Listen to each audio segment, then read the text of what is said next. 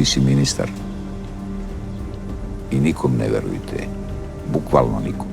To je pre svega jedna od prvih uloga koje su mene lično kao glumca ispromovisale. Mogu bih da kažem da je to Janketić, s obzirom da smo imali jako jedan buran odnos između naših likova.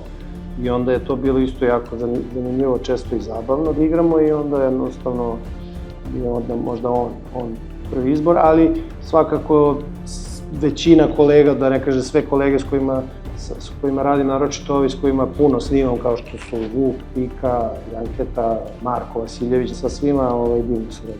Taj thriller moment koji naročito ova 7. sezona pruža, taj jedan moment prevarenog očekivanja. U ovoj sezoni je zaista fantastičan i za mene kao neko ko je već u tome igra, pa kad sam čitao scenariju, malo sam zinuo i rekao, wow, šta je sad ovo?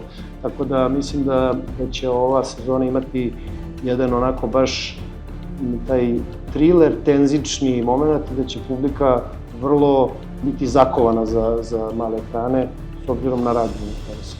Imam neki sastanak pred sutrašnju sednicu vlade, znači sad fokus na ovo, dajem sve što traže, ali ipak ih kontrolišem u redu.